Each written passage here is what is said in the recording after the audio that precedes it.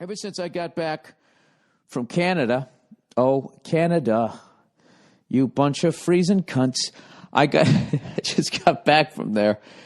And I kind of realized that when I go on the road with the fellas, we act like we're on some sort of bachelor party. I don't know what it is, minus the fucking whoas. Everything else, we basically, we booze and we smoke cigars and that thing. And it's just, it takes a lot out of me. And I got a bunch of shit I got to do, so I kind of need to be clear-headed as opposed to the usual. Usually when I got nothing going on in my life, I mean, I can fucking, I can have a few, right? I can wake up the next morning like, Jesus Christ, go get some fucking eggs or something, right? I can be in that mindset, but as of right now, I can't. So I have not done anything. I haven't done shit. I haven't drank. I haven't smoked. I'm eating pretty good. I'm even laying off the internet porn. I mean, it's just fucking over. I actually got this Time magazine that was about internet porn and how it's like fucking people up, especially like kids, when they first, like, just the shit. Who's kidding who? The shit you can see on the fucking internet. I can't believe nobody stepped in. I'm not saying somebody should step in, but, I got to tell you, if they knew what the fuck the internet was going to be whenever Al Gore was inventing it back in the 80s, I never said that. I said that I was involved in the email chain, whatever the fuck he said. That fucking guy. Remember when his campaign was over? Remember when he was dancing around and all sweaty and all that shit? He just looked like he was so fucking relieved that it was over. What a thing to go through, running for president. I just saw a clip of Hillary Clinton. I have not been paying attention at all, but Jesus Christ, what the fuck happened to her? She looks like Earl fucking Weaver. She looks like Earl Weaver. She was doing something, right? She was standing in some black church, right? Baptist church, I'm going to assume, I don't think it was a Jewish synagogue there, whatever the fuck they could, temple. She was in this green suit. She's just like yelling, all the shit she was going to do. That's the only time a politician goes near the black community is when they're running. They swing by the church. They make a whole bunch of promises. And then they get in the fucking limo and they go, let's get the fuck out of here. Right? Fuck out of Dodge. Then they go over, they do a town meeting, talk to all the lunch pail Louis, right? Then if there's even those people left in this country, if you fucking make anything, and they get over there and they roll up their sleeves. That's when, they're talking to the working man. They take off their sport coat and they roll up their sleeves. Like they're going to build something rather than just go out there and say the exact same bullshit they just said in the Baptist church with more of a fucking lunch pail swing to it, right? And the whole fucking thing. It's just gross. I don't know how anybody sits there and watch that shit. But the latest thing that I've become fascinated with is I completely leave whatever the fuck I was just talking about. I'll come back to it, the clean living thing. Who wants to listen about clean living? It's the most boring shit ever. Anyways, I've become fascinated with how super rich people avoid paying taxes. It's fucking fascinating. It's one of those things, it's like you got to respect it on a certain level. It's the brilliance of it. And then there's a certain level of balls that takes because you're fucking with your freedom. Anytime you're fucking with taxes, you know what I mean? Fucking with the government. Anytime you're doing that, I mean, what is that? I don't know what the fuck. Is that a federal thing? I guess if you're not paying your federal income tax, yeah, Bill, that would probably be a federal crime. I don't know. I always hear you got to cross state borders. Do you have to not pay taxes and then leave your state before it becomes federal? I don't know. I don't know these things. But anyways, just the balls that it takes and I don't know. I don't like people physically hurting other people, that type of crime. But when there's something like robbing banks or tax evasion or even a good old-fashioned fucking scam, if there's an amazing level of thought behind it, on some level you got to respect it, I think. You know what I mean? I remember a long time ago there was some fucking guy, he figured out how to rob parking meters. And they were allegedly, it was impossible to do. So this guy figured out how to fucking do it. It's amazing. And he did this shit. This is back in like the 80s or some shit. This guy figured out how to do it. So it was way, way, way easier to not have everybody breathing down your fucking throat. You know, people be having eggs watching you fucking robbing a parking meter. They didn't have a fucking smartphone on them. They just be sitting there going, look at this fucking guy just... Is that guy robbing a parking meter? Holy shit! The fucking guy just robbed the parking. Did you see that? Anybody see that? That was it. That's all that fucking happened. Rather than some douche sitting there filming you and you're arrested before you even get home. Right? And then the fucking local newscasters, they always got to do some sort of fucking bad pun. You know what I mean? I'll tell you, this guy's life, his freedom is now going to change. You know, they do that. Somehow they get away with that in like fucking newspapers. Like they can have the biggest fucking puns ever and everybody thinks it's great. You know? I don't know. I can't even think of one right now, but whatever. You know, you sit at home and you think about it. You sit at your fucking cubicle instead of doing your goddamn work. You think of one. So anyways, this fucking guy figured out how to do this shit. And, of course, the parking meter guards were beside themselves. You know what I mean? It was like one of those sci-fi movies. Or like the Titanic movie. Like, not even God can sink it. That's what they were like. Not even God could get the fucking quarters out of this meter. This meter, right? They were talking all kinds of shit. So this fucking guy figured out how to do it. And you're thinking like, all right, whatever, man. What the fuck are you going to do with that? Well, dude, there's fucking meters all over the city. So this guy, anytime he wanted a drink, if he wanted a fucking sandwich, dude, he had it perfect. It was like his own ATM machine before ATM machines. He'd just walk up, bing, bang, boom. He had a sack of fucking quarters. You go down to the bank. You go, hey, can I get one of some of them roly fucking things there? Right? Yeah, sure. They don't give a shit. Nobody gave a fuck back then. Nobody was paying attention. They were trying to pay attention, but not to that type of shit. So this guy would roll the fucking quarters. You know, rolls enough quarters. Next thing you know, he gets himself out. How the fuck would you get all those quarters down to a car dealership? I have no fucking idea. Although I talked to some drug dealers about how they fucking, or a guy who knew drug dealers. Let's be honest here, Bill. Let's not act like that news guy saying that you were in the war and then you were in a chopper or some shit next to the chopper and you didn't really fucking see it. Okay, you took a fucking helicopter tour one time. You weren't even in Iraq. Whatever the fuck he said. I don't pay attention to shit. So anyways, I was talking to this guy and basically how back in the day when drug dealers were still driving around in flashy cars, because from what I heard nowadays, they don't even want to attract that level of attention. How it used to be was any cash deal that was over 10 grand had to be fucking reported. So what these drug dealers would do was they would go out and they'd buy a car worth 9 grand for cash, and then they drive it around for like a fucking week, and then they trade it in for a car worth 16 grand. Maybe get 7 for theirs, and then they throw another fucking 9 at the other car. Now they got a $16,000 car. You drive around for a little bit, you fucking trade it in on a $23,000 car. They give you whatever, and so on and so forth. Until you trade your way all the way up to whatever fucking car you wanted. I just look at that shit. It's like, I mean, that's not the deepest thing, but that's the way my brain would work. I'd be like, well, I guess I got to drive a piece of shit then. What's the point of dealing drugs? Right? Or I'd just say, fuck it. I'm buying a Ferrari and I'm going to drive it until they catch me fucking 3 weeks later. By the way, the Ferrari I like is the Ferrari California. That's the old man one. The fucking GT, the Grand Touring one, right? I don't need to ride around in some Batmobile. Just give me one that's shaped like a fucking Jaguar from back in the day, you know? Or maybe a Toyota Supra. Remember those fucking things from the 80s?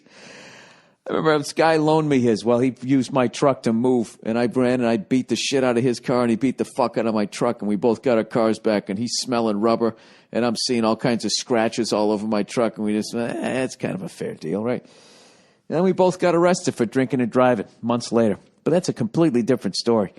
I know, I'm all over the map. I'm doing this late night, and I don't want to be doing it right now, but I got shit to do in the morning. So anyways, this fucking guy, you know, if he had half a fucking brain, what you do is you keep your day job, right? You keep your fucking day job, and then, for anything miscellaneous, you just go to the parking meters, right?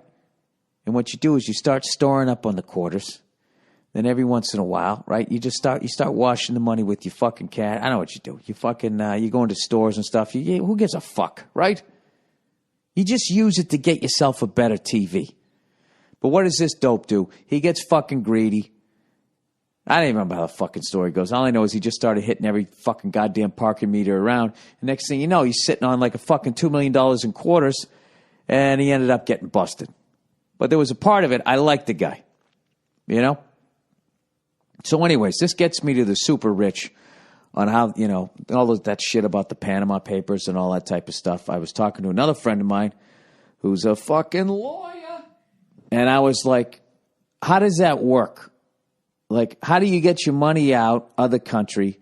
And then once it's out of the country, how do you make sure nobody steals it?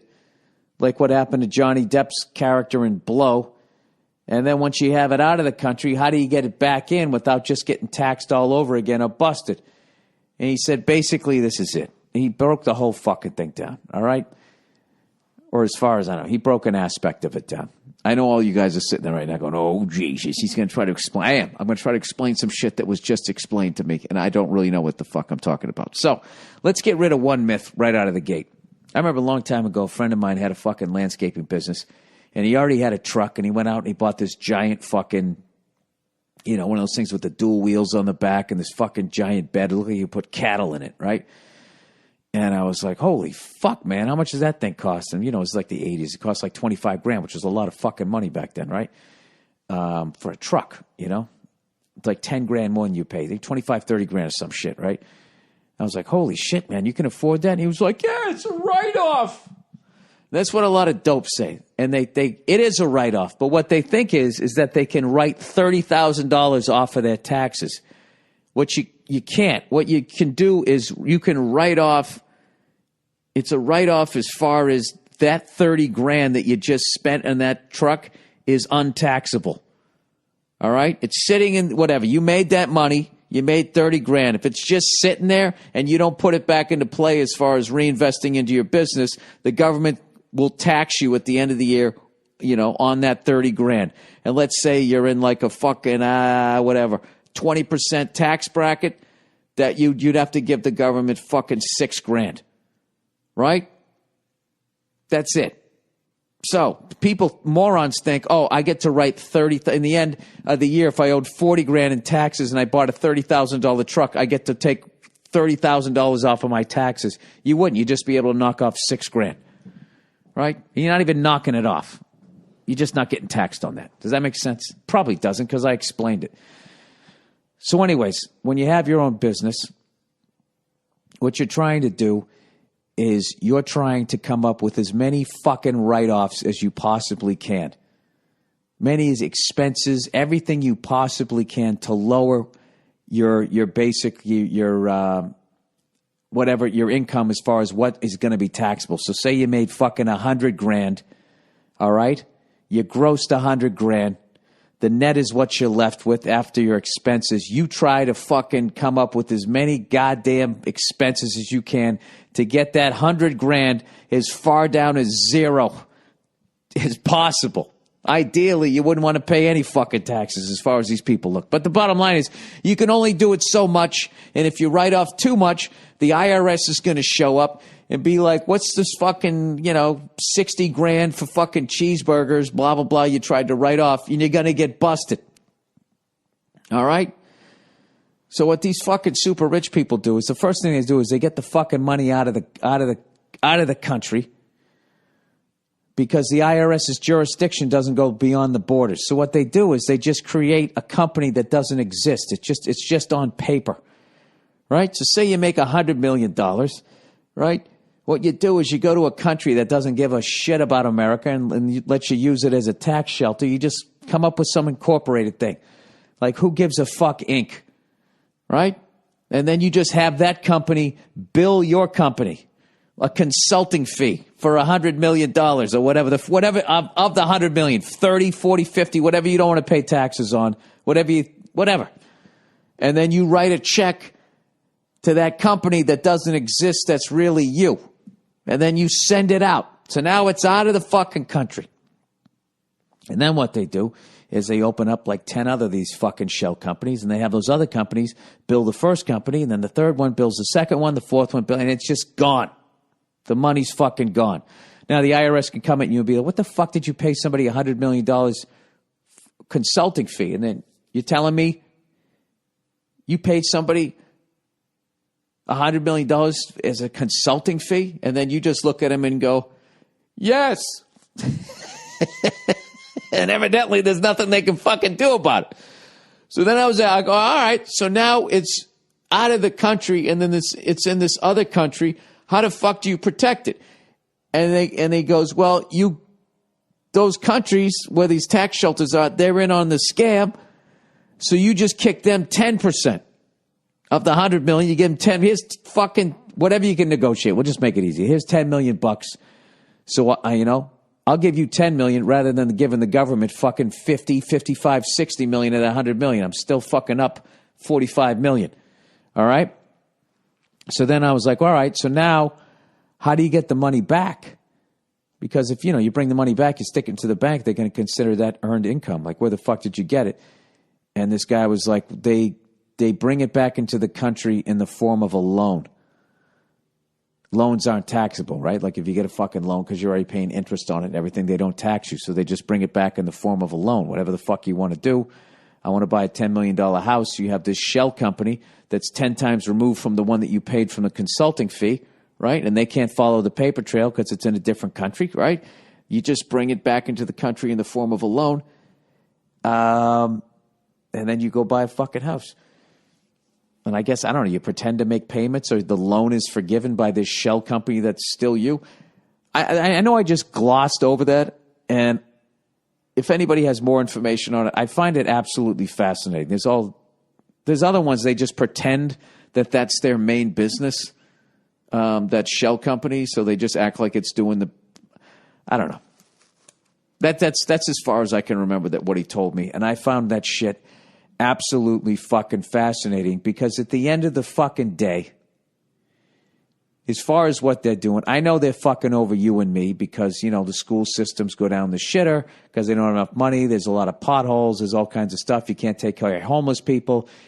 You can't build another gleaming structure for a fucking sports team, whatever the fuck it is. At the end of the day, as fucked up as that is, these people who are criminals, they're stealing from other criminals. As far as my conspiracy theory goes, the IRS is just a bunch of fucking crooks anyway. So, I mean, it's kind of fascinating watching these two giant, powerful entities fuck with each other. Meanwhile, I'm in the crosshairs, you're in the crosshairs, and we're all paying Elvis taxes. And there goes Hillary Clinton screaming in some Baptist church. Is she talking about that shit? Of course she isn't. Because when you bring the fucking money back in, you just don't bring it in and go out and buy yourself your fucking Ferrari California.